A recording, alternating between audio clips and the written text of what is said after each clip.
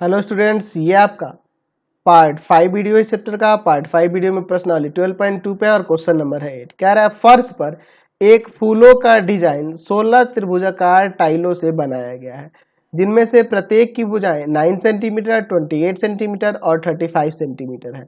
जैसे आप यहाँ चित्र में देख रहे हैं, ये देखिए छोटे छोटे इसमें त्रिभुज बने हुए हैं। देखिए त्रिभुजाकार ये टाइल लगे हुए हैं, 1 2 2 4 2 6 2 8 2 10 2 12 14 और ये 2 16, टोटल 16 त्रिभुजाकार टाइल लगे हुए हैं। ये आपका क्या बना है, एक फूलों का डिजाइन बना हुआ है। क्या कह रहा है क्वेश्चन में, तो क्वेश्चन में कह रहा है इन टाइलों को 50 पैसे प्रति सेंटीमीटर स्क्वायर की दर से पॉलिश कराने का व्यय ज्ञात कीजिए। तो हमें यहाँ पे व्यय ज्ञात करना है टाइलों को पॉलिश कराने के लिए। तो पहले मुझे क्षेत्रफल पता होना चाहिए ना, टोटल क्षेत्रफल, ये जो फूल का डिजाइन बना है इसका टोटल क्षेत्रफल निकालना होगा। तो मैं क्या करूंगा, यहाँ पे प्रत्येक त्रिभुज, यहाँ जो देख रहे हैं प्रत्येक त्रिभुजाकार जो टाइल लगा हुआ है इसका क्षेत्रफल निकाल के 16 से गुना कर देंगे तो कुल क्षेत्रफल आ जाएगा। तो चलिए, तो मैं लिखता हूं प्रत्येक त्रिभुजाकार टाइल की भुजाएं। तो भुजाएं हम लोग यहाँ पर A बराबर में ले लेते हैं 9 सेंटीमीटर, B बराबर में लेते हैं 28 सेंटीमीटर 28 सेंटीमीटर और C बराबर में लेते हैं 35 सेंटीमीटर। ठीक है, तो पहले अर्ध परिमाप निकालेंगे ना त्रिभुज का, तो निकालते हैं त्रिभुज का अर्ध परिमाप। त्रिभुज का अर्ध परिमाप यानी S बराबर में क्या होगा, A plus B plus C by 2, तीनों भुजाओं के योग में 2 से भाग कर देंगे।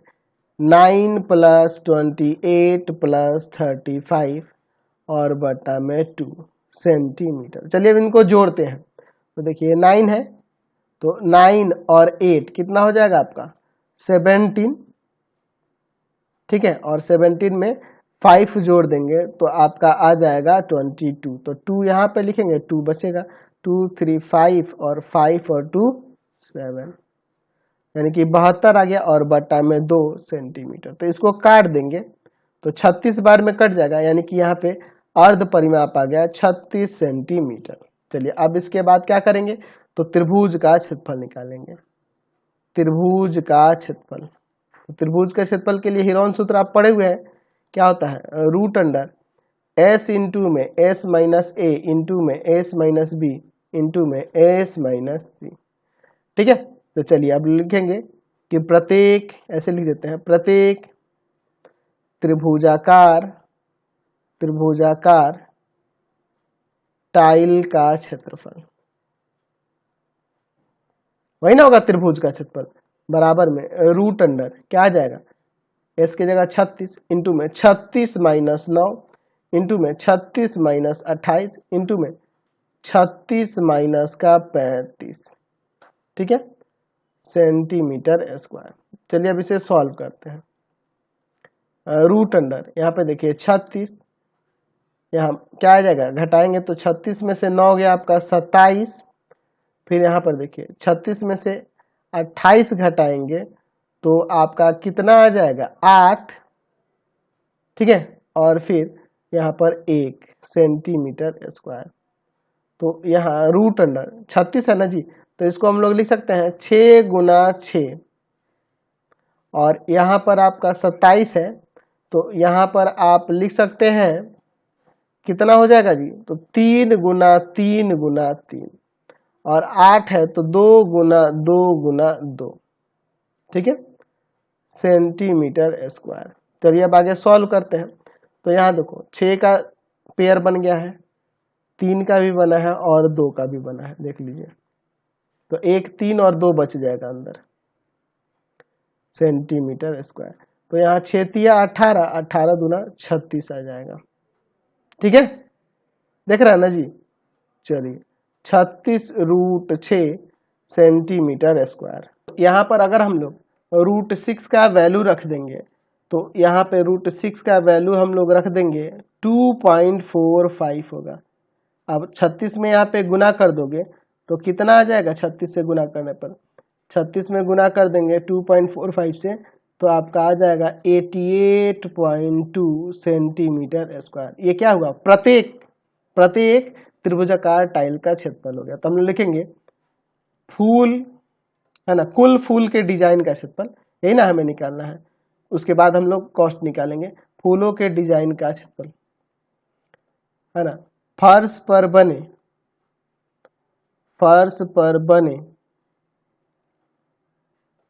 फूल के डिजाइन का क्षेत्रफल, यही ना हमें निकालना, फूलों के डिजाइन का क्षेत्रफल। तो 16 त्रिभुजाकार उसमें टाइल लगे हुए हैं, तो 16 में गुना कर देते हैं 88.2 से। तो जब इसमें 16 से गुना करिएगा तो कितना आ जाएगा, यहाँ पर आ जाएगा 1411.2 सेंटीमीटर स्क्वायर। तो लिखेंगे यहाँ पर पॉलिश कराना है, हमें फर्श को पॉलिश कराना है।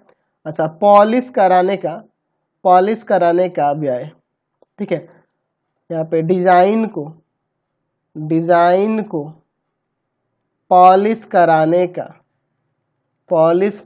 का व्यय कितना खर्च लगेगा, ये हमें बताना है। तो हम लोग 50 पैसे प्रति सेंटीमीटर स्क्वायर करते हैं, तो 50 पैसे से गुना कर देंगे जो टोटल क्षेत्रफल है। तो यहाँ हम लोग 50 पैसे से गुना कर देंगे तो ये आपका कॉस्ट आ जाएगा, रुपए में हो जाएगा। तो गुना कर दीजिए, तो गुना करेंगे तो यहाँ पर आपका कितना आ जाएगा, 0.50 से गुना करेंगे तो यहाँ पे आएगा 705.60 रुपीज। आप गुना करके देख लेना, यही आएगा। क्वेश्चन नंबर 9 देखिए, कह रहा है एक खेत समलंब के आकार का है जिसकी समांतर भुजाएं 25 मीटर और 10 मीटर है और इसकी असमांतर भुजाएं 14 मीटर और 13 मीटर है। तो इस खेत का क्षेत्रफल ज्ञात कीजिए। तो मैं यहाँ पर पहले एक समलंब चतुर्भुज बना लेता हूँ, ठीक है, ध्यान से देखिएगा। ये यहाँ पे मैं एक समलंब चतुर्भुज बना लेता हूँ, हो गया समलंब चतुर्भुज। अब देखिए इसमें क्या दिया है, जिसकी समांतर भुजाएं, तो इसका नाम दे देता हूँ मैं यहाँ पे A B C D। तो यहाँ AB और ये आपका DC समांतर भुजा है। तो समांतर भुजा 25 मीटर और 10 मीटर है, तो ये आपका 25 मीटर हो जाएगा और यह वाली भुजा आपकी 10 मीटर हो जाएगी, ठीक है। और इसकी असमांतर भुजाएं 14 मीटर और 13 मीटर है, तो इसको मैं 14 मीटर ले लेता हूं, तो इधर वाली ये आपकी 13 मीटर लेनी पड़ेगी, ठीक है। चलिए, तो इसका क्षेत्रफल निकालना, तो मैं यहाँ पे मान लेता हूँ कि माना ABCD एक समलंब चतुर्भुज है, समलंब चतुर्भुज है, ठीक है, जिसकी समांतर भुजाएं AB तथा DC है। इतना पहले मैं लिख लेता हूं। अब देखिए मैं इसमें थोड़ी सी रचना करूंगा। मैं यहाँ पर ऐसे एक रेखा लेके आऊंगा, रेखाखंड यहाँ पे दे देता हूं E। ये इस प्रकार से खींचा है कि ये BC के समांतर है, ठीक है। तो मैं यहाँ रचना लिख देता हूँ। रचना में मैंने क्या किया है कि आप लिखेंगे कि DE समांतर BC, या आप CB भी लिख सकते हो, खींचे। ये हमने काम यहाँ पे किया है, ठीक है। ये इसके समांतर खींचा है, रचना है तो इसको चाहो तो आप डॉटेड कर सकते हो। तो ये हमने रचना किया है। और एक और हम लोग क्या करते हैं, D से इस पर एक लंब ले लेते हैं, ठीक है। इस पर मैं एक लंब लेता हूँ, इसे F देता हूँ। तो ये भी हमने रचना में की है। तो हमने क्या किया है, DF लंब AB भी खींचे हैं,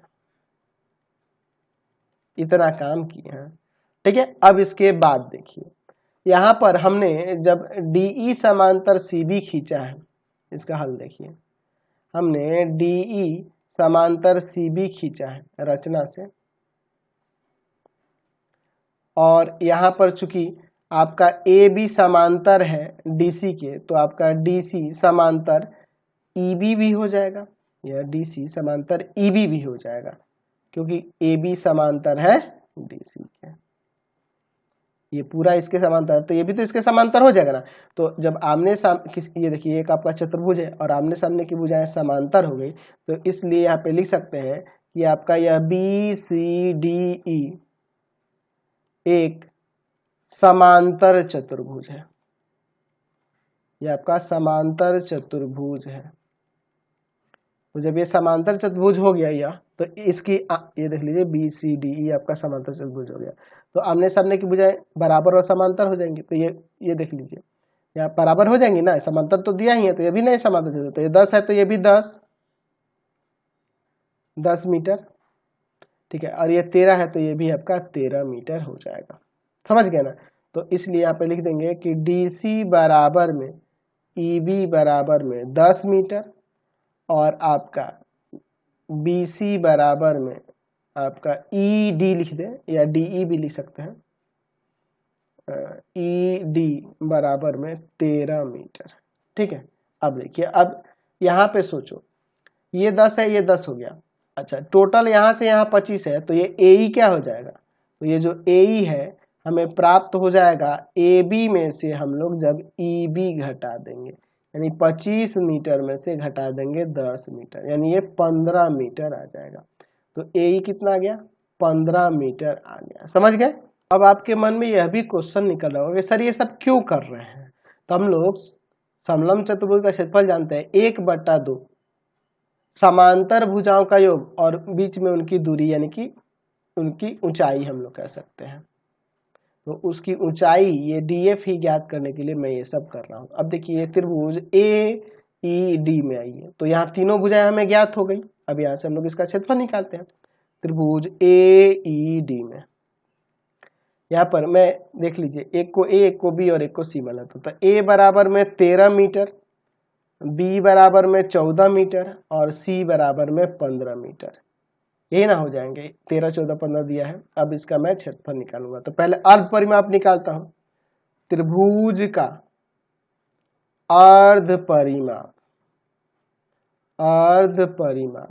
यानी semi perimeter A + B + C बटा में 2, यानी कि 13 + 14 + 15/2 मीटर में है। चलिए इसको जोड़ते हैं। तो जोड़ेंगे तो कितना आ जाएगा? देखिए यहाँ पर 5, 4, 9, 3, 12 का 2, 1 बचेगा, 1, 2, 3 और 1, 4, 42/2 मीटर। ये कट जाएगा 21 बार में, यानी कि 21 मीटर ये हो गया अर्ध परिमाप। तो अगर मैं बात करूं त्रिभुज के क्षेत्रफल का, तो फॉर्मूला जानते हैं हीरोन सूत्र क्या होता है? √S × S - A × S - B × S - C। तो अगर मैं यहाँ त्रिभुज कौन सा है AED का क्षेत्रफल देखो, तो √21 इंटू में 21 - 13, 21 - 14 और 21 - 15 कर दूंगा मीटर स्क्वायर। चलिए अब इसको सॉल्व करते हैं। तो √21 गुना में 21 में से 13 घटाएंगे आपका 8 आ जाएगा, 21 में से 14 घटाएंगे आपका 7 आ जाएगा और 21 में से 15 घटाएंगे आपका 6 आ जाएगा। चलिए अब इसे सॉल्व करते हैं। यहाँ 21 है तो इसको 3 गुना 7, 8 है तो 2 गुना 2 गुना 2, 7 को ऐसे ही रखेंगे ना, और 6 है तो 2 गुना 3 मीटर स्क्वायर। चलिए अब इसे सॉल्व करते हैं। पेयर बन गया, 2 4 बार है तो 2 बार बाहर आ जाएगा, 3 आपका 2 बार है तो 1 बार आ जाएगा और 7 आपका 2 बार है तो 1 बार आ जाएगा। तो कितना हो जाएगा? यहाँ से 7 21, 21 दूना 42, 42 दूना 84 मीटर स्क्वायर इस त्रिभुज AED का क्षेत्रफल आ गया। AED का क्षेत्रफल जो आ गया 84 मीटर स्क्वायर आ गया। समझे? तो अगर मैं इस त्रिभुज में आऊं तो इसका क्षेत्रफल हम लोग लिख सकते हैं 1/2, आधार के जगह पे AE और ऊंचाई के जगह पे DF नहीं लिख सकते हैं, बराबर में 84 मीटर स्क्वायर। तो 1/2 AE आपका 15 है, 15 मीटर और गुना में DF बराबर में 84 मीटर स्क्वायर। तो DF बराबर में हो जाएगा 84, ये भाग वाला इधर जाके गुना में हो जाएगा और यहाँ ये 15 मीटर भाग में ऊपर मीटर स्क्वायर है, तो 1 मीटर और 1 मीटर कट जाएगा। अब यहाँ पे देखिए गुना करके हम लोग भाग कर देते हैं। तो 84 में 2 से गुना करिएगा तो 168 और बटा में 15, यही ना हो जाएगा। समझ गए? मीटर, यानी आ जाएगा यहाँ से जो इसकी ऊंचाई है वो 11.2 मीटर आ जाएगी। तो अब हम लोग लिख सकते हैं कि समलम चतुर्भुज, समलम चतुर्भुज, समलम चतुर्भुज, इसका नाम भी दे सकते हैं चाहे तो, ABCD का क्षेत्रफल 1/2 समांतर भुजाओं का योग, यानी कि मैं AB प्लस DC लिख देता हूं और गुना में इसकी संगत ऊंचाई जो होगी या समांतर भुजाओं के बीच की न्यूनतम दूरी जो होगी, समांतर भुजाओं के बीच की दूरी जो होगी, इसे हम लोग लिख सकते हैं। तो 1/2 समांतर भुजाएं, AB आपका था 25, टोटल यहाँ से यहाँ 25 है ना जी, और आपका DC आपका है 10, देख लीजिए फिगर में 10 ही है, 10 है, और आपके पास ये जो DF है, DF वह 11.2 हम लोग निकाले हैं, 11.2 मीटर।